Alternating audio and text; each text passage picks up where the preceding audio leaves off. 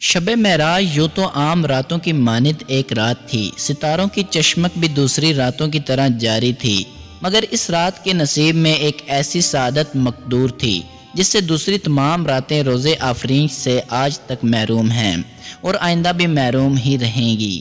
تاریخ انسانی کی یہی ایک ایسی بلند ترین رات ہے جس نے تاریخ کے اوراق کو نہ صرف عظمت انسانی سے روشناس کرایا بلکہ خود تاریخ نے اس کی بدولت عز و شرف پایا ہے۔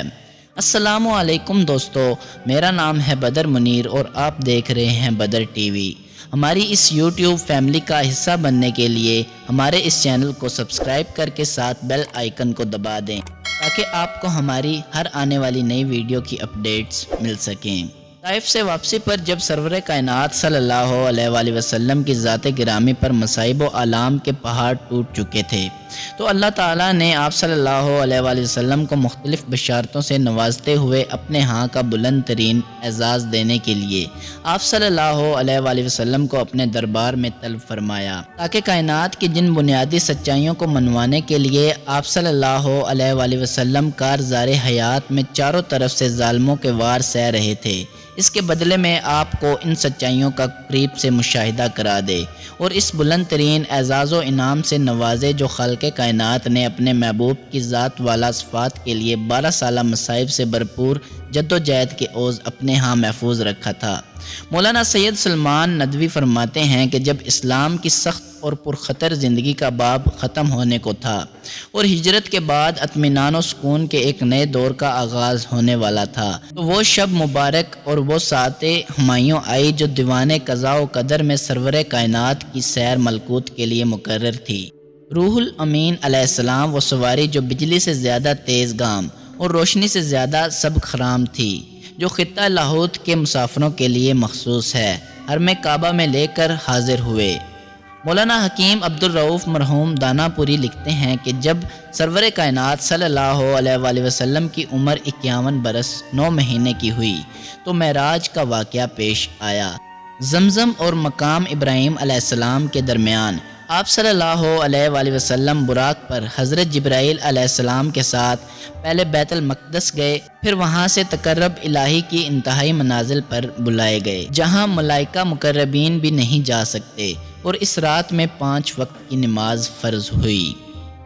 یہ 27 رجب نبوت کا 10واں سال تھا۔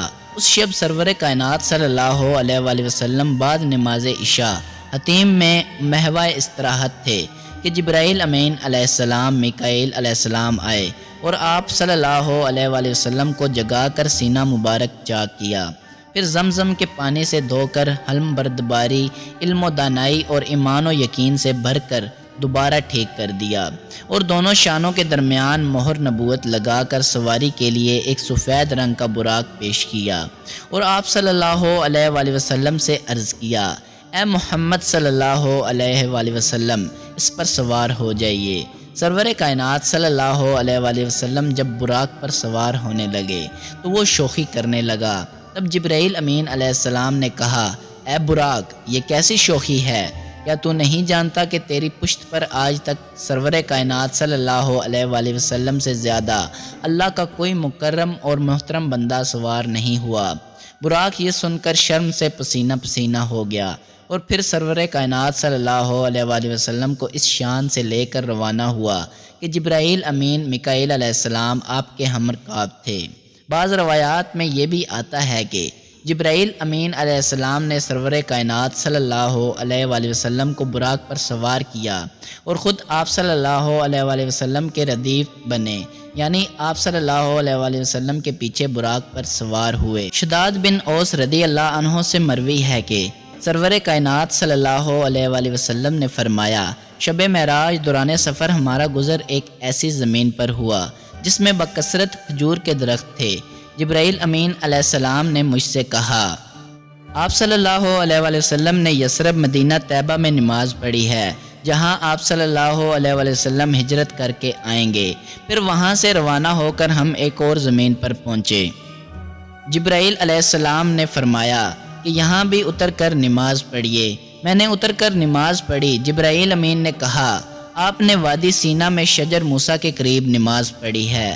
جہاں اللہ رب العزت نے حضرت موسیٰ علیہ السلام سے کلام فرمایا تھا۔ پھر ایک اور زمین پر گزر ہوا۔ جبرائیل امین نے کہا اتر کر نماز پڑھیے۔ میں نے اتر کر نماز پڑھی۔ جبرائیل امین نے کہا آپ صلی اللہ علیہ وآلہ وسلم نے مدین میں نماز پڑھی ہے جو شعیب علیہ السلام کا مسکن تھا۔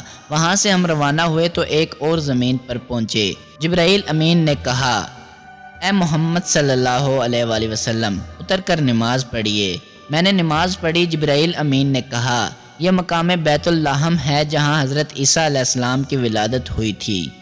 بیت اللحم کے بعد سرور کائنات صلی اللہ علیہ وآلہ وسلم کی سواری دیر و شلم کے شہر بیت المقدس میں ہیکل سلیمانی کی باقیات پر تعمیر ہونے والی عبادت گاہ میں اتری۔ آپ صلی اللہ علیہ وآلہ وسلم نے براق کو صخرہ یعنی چٹان کے ساتھ باندھا اور جبرائیل امین علیہ السلام کے ساتھ معبد کے اندر داخل ہو گئے جہاں تمام انبیاء اور رسل نماز کے لیے صفیں باندھے امام الانبیاء کے منتظر کھڑے تھے۔ جبرائیل امین علیہ السلام نے سرور کائنات صلی اللہ علیہ وآلہ وسلم کو آگے بڑھایا اور کہا اے محمد صلی اللہ علیہ وآلہ وسلم نماز پڑھائیے۔ چنانچہ سرور کائنات صلی اللہ علیہ وآلہ وسلم نے نماز پڑھائی جو ازل سے ابد تک امام و مقتدی کے لحاظ سے اپنی نوعیت کی سب سے انوکھی نماز تھی۔ معراج کے اس سفر میں نبی کریم صلی اللہ علیہ وآلہ وسلم کو جرم و خطا اور گناہ و سزا کی بہت سی حقیقتیں متمثل کر کے دکھائی گئیں جن کا آپ نے تفصیلی مشاہدہ فرمایا۔ اس معاملے میں مختلف روایات ہیں۔ یہ مشاہدات بیت المقدس کے راستے میں ہوئے اور کچھ یہ بتاتی ہیں کہ یہ آسمان اول پر ظہور پذیر ہوئے۔ معراج کی رات سرور کائنات صلی اللہ علیہ وآلہ وسلم کے مشاہدات کی چند مثالیں درجہ ذیل ہیں، کچھ میں آپ کے سامنے پیش کر دیتا ہوں۔ سرور کائنات صلی اللہ علیہ وآلہ وسلم براق پر سوار جا رہے تھے کہ راستے میں ایک بڑھیا پر گزر ہوا۔ اس نے آپ صلی اللہ علیہ وآلہ وسلم کو آواز دی۔ جبرائیل امین نے کہا آگے بڑھیے اور اس کی طرف التفات نہ کیجیے۔ سرور کائنات صلی اللہ علیہ وآلہ وسلم آگے بڑھے تو ایک بوڑھا نظر آیا۔ اس نے بھی آپ صلی اللہ علیہ وآلہ وسلم کو آواز دی۔ حضرت جبرائیل امین نے کہا آگے چلیے۔ جب آپ صلی اللہ علیہ وآلہ وسلم آگے چلے تو آپ کا گزر ایک ایسی جماعت پر ہوا جس نے سرور کائنات صلی اللہ علیہ وآلہ وسلم کو ان الفاظ میں سلام کیا السلام علیکہ یا اول، السلام علیکہ یا آخر، السلام علیکہ یا حاشر۔ حضرت جبرائیل امین نے کہا اے محمد صلی اللہ علیہ وآلہ وسلم ان کے سلام کا جواب دیجیے۔ بعد ازاں حضرت جبرائیل امین نے سرور کائنات صلی اللہ علیہ وسلم کو بتایا کہ وہ راستے کے کنارے کھڑے بوڑھی عورت دنیا تھی اور دنیا کی عمر اتنی ہی باقی رہ گئی ہے جتنی اس عورت کی باقی ہے، اور وہ بوڑھا مرد شیطان تھا۔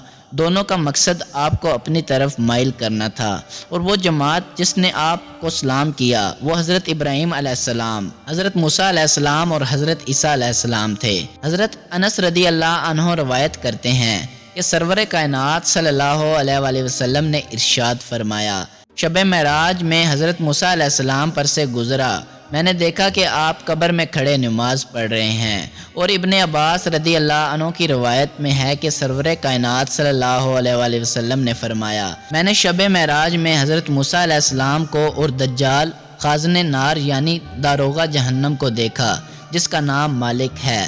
سرور کائنات صلی اللہ علیہ وآلہ وسلم نے فرمایا راستہ میں ہمارا گزر ایک ایسی قوم پر ہوا جن کے ناخن تانبے کے تھے اور وہ اپنے چہروں اور سینوں کو ان ناخنوں سے چھیل رہے تھے۔ میں نے جبرائیل امین سے دریافت کیا یہ کون لوگ ہیں؟ جبرائیل امین نے کہا یہ وہ لوگ ہیں جو آدمیوں کا گوشت کھاتے ہیں، یعنی ان کی غیبت کرتے ہیں اور ان کی آبرو پر حرف گیری کرتے ہیں۔ سرور کائنات صلی اللہ علیہ وآلہ وسلم نے ایک شخص کو دیکھا جو نہر میں تیرتے ہوئے پتھر کے لقمے بنا بنا کر کھا رہا تھا۔ آپ صلی اللہ علیہ وآلہ وسلم نے جبرائیل امین سے دریافت کیا یہ کون ہے؟ جبرائیل امین نے جواب دیا کہ یہ سود خور ہے۔ سرور کائنات صلی اللہ علیہ وآلہ وسلم نے فرمایا راستہ میں ہمارا گزر ایک ایسی قوم پر ہوا جو ایک ہی دن میں تخم ریزی بھی کر لیتے ہیں اور ایک ہی دن میں فصل بھی کاٹ لیتے ہیں، اور فصل کاٹنے کے بعد بھی کھیتی ویسی ہی رہ جاتی ہے جیسے پہلے تھی۔ میں نے جبرائیل امین سے دریافت کیا کہ یہ کیا ماجرا ہے؟ جبرائیل امین نے کہا یہ لوگ اللہ کی راہ میں جہاد کرنے والے ہیں، ان کی ایک نیکی 700 نیکیوں سے بھی زیادہ ہو جاتی ہے، اور یہ لوگ جو کچھ خرچ کرتے ہیں اللہ تعالیٰ اس کا نام البدل عطا فرما دیتا ہے۔ حضور صلی اللہ علیہ وآلہ وسلم مسجد اقصیٰ سے روانہ ہو کر جب پہلے آسمان پر پہنچے تو حضرت جبرائیل علیہ السلام نے دروازہ کھلوایا۔